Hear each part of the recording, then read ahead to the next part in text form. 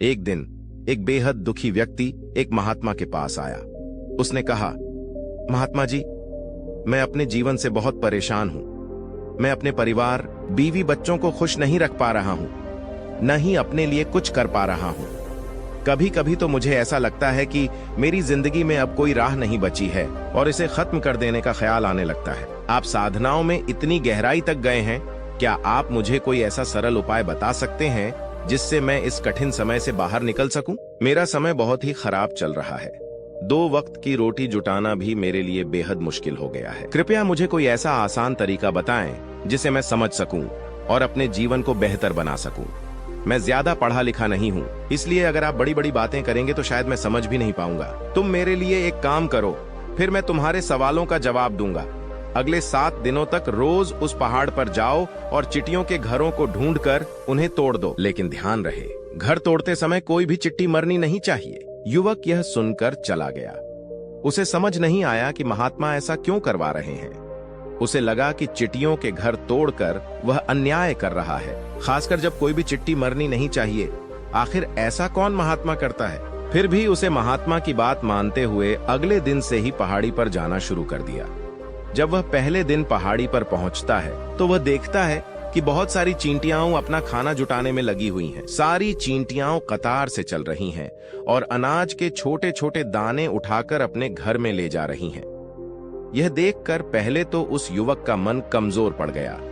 उसने सोचा, इतनी मेहनत करके ये अपना घर भरते हैं और मैं इनका घर तबाह कर दूं तो इन्हें कितना बुरा लगेगा। लेकिन फिर उसने महात्मा की बात याद करते हुए घर को तोड़ना शुरू कर दिया। जल्द ही चींटियों में हाहाकार मच गया।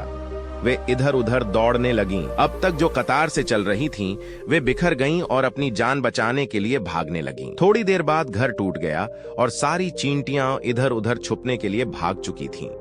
यह करने के बाद वह व्यक्ति दुखी मन से अपने घर वापस लौट आया। उसका मन बहुत परेशान और दुखी था, पश्चाताप से भरा था। फिर उसने अपने बिस्तर पर लेटे लेटे सोचा कि अब तो उन चींटियों का घर तबाह हो चुका है। अब वहां वापस जाने का क्या फायदा होगा, क्योंकि चींटियों का घर शनैः शनैः नष्ट करने को महात्मा ने कहा था, जो उसने कर दिया था। लेकिन अगले दिन उसने कुछ सोचकर वहां जाने का निर्णय लिया। अगले दिन सुबह सुबह उठकर वह वापस उसी पहाड़ी पर पहुंच जाता है। पहाड़ी पर पहुंचकर वह उसी जगह पर देखता है जहां पिछले सुबह उसने चींटियों का घर तोड़ा था। लेकिन देखकर वह चौंक जाता है। उन चींटियों ने फिर से उसी जगह पर घर बना लिया है और फिर से अपने घर के लिए सामान एकत्र करने लगी हैं। उसे यह देखकर कहा, ये चीजें कितनी मूर्ख हैं। इन्हें पता है कि इनका घर इसी जगह पर तबाह किया गया था और फिर से इन्होंने वहीं नया घर बना लिया।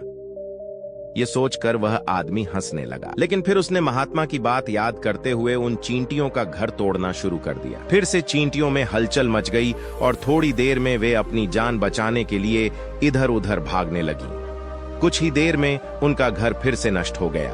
वह कुछ संतोष के भाव से सोचता है कि इस बार तो मैंने इस घर को अच्छे से तबाह कर दिया।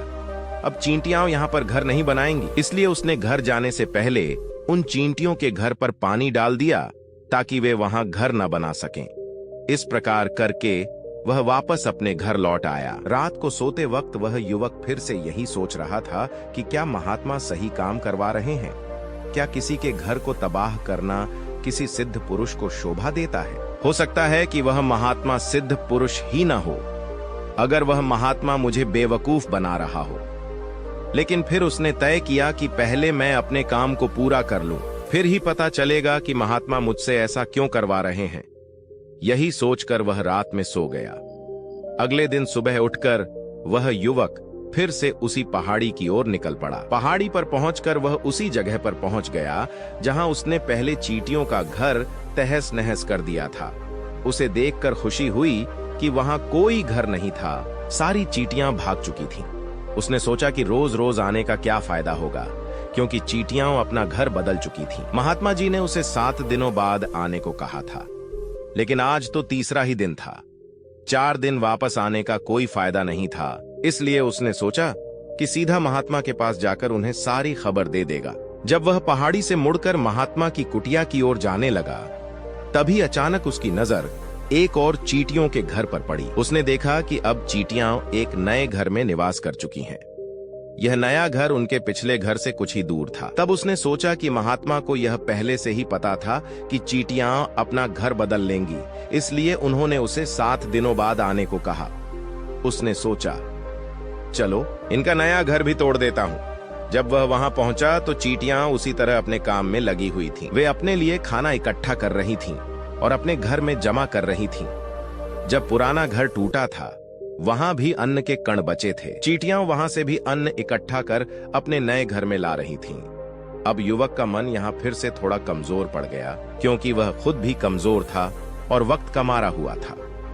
उसके मन में इन चींटियों के लिए दया का भाव बढ़ रहा था।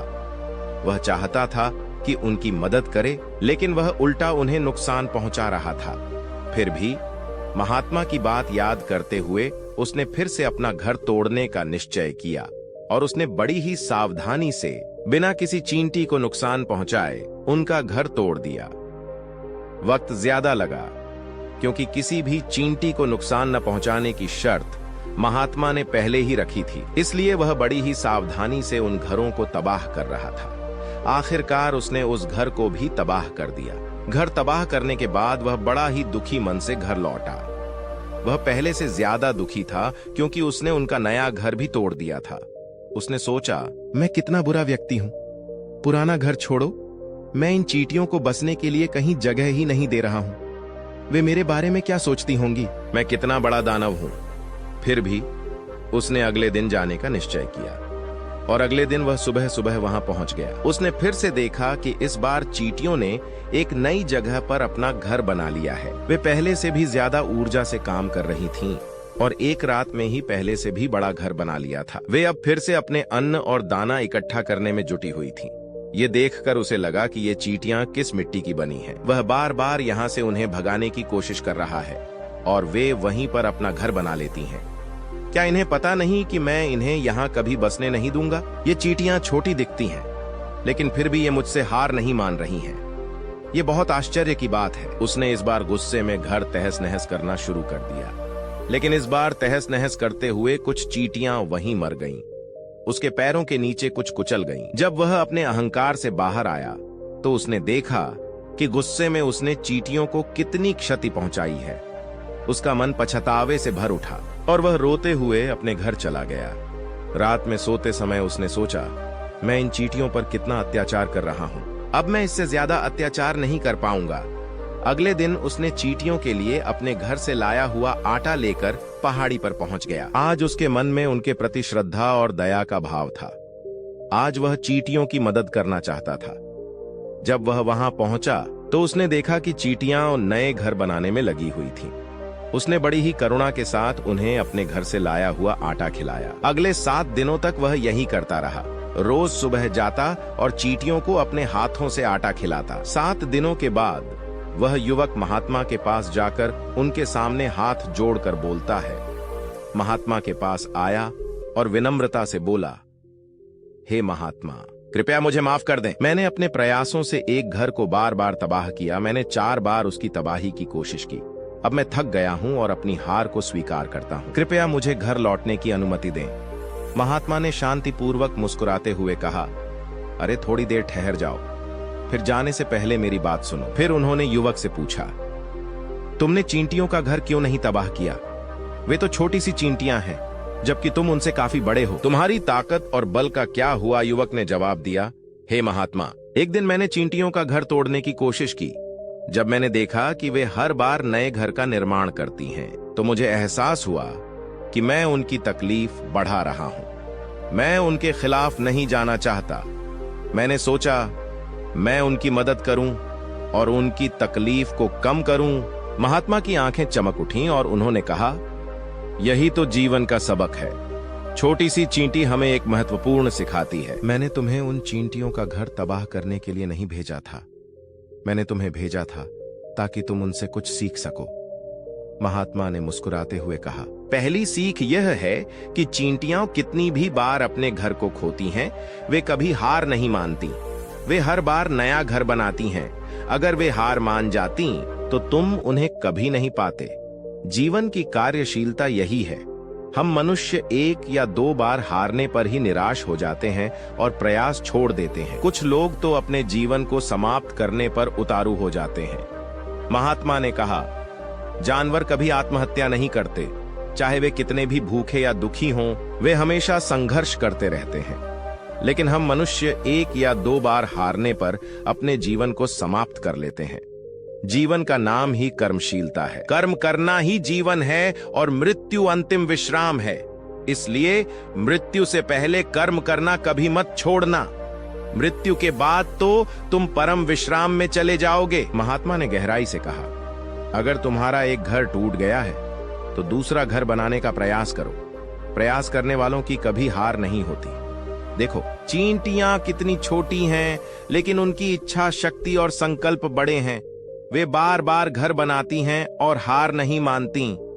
महात्मा ने अंत में कहा, जब भी बुरा वक्त आता है, हमें लगता है कि यह कभी समाप्त नहीं होगा, लेकिन वास्तव में यह सिर्फ एक विचार है। विचार ही हमें दुखी करते हैं। प्रकृति बार बार हमें हानि पहुंचा सकती है, लेकिन अगर हम बार बार प्रयास करते रहेंगे तो एक दिन प्रकृति भी हमारी तरफ होगी और हमें सब कुछ देगी जो हम चाहते हैं। इसलिए दो बातें याद रखो, कर्मशीलता और विश्वास। युवक ने गहरी आत्मचिंतन के बाद महात्मा के शब्दों को अपने दिल में बसा लिया और वापस घर जाने के लिए तैयार हो गया। उसकी आत्मा को शांति मिली और उसने जीवन के संघर्ष में अडिग रहने की ठान ली। दोस्तों, अगर आपको ये कहानी पसंद आई हो तो अपने विचार हमें कमेंट सेक्शन में जरूर बताएं। आपकी राय हमारे लिए बहुत महत्वपूर्ण है। और हाँ, अगर आप चाहते हैं कि हम इसी तरह की और भी प्रेरणादायक कहानियां आपके लिए लाते रहें, तो हमारे चैनल बुध ए इंस्पायर को सब्सक्राइब जरूर करें। साथ ही इस कहानी को अपने परिवार और दोस्तों के साथ जरूर शेयर करें ताकि वे भी इससे प्रेरित हो सकें। तो फिर मिलते हैं अगली कहानी में। तब तक के लिए खुद का ख्याल रखें। धन्यवाद और नमो बुद्धाय।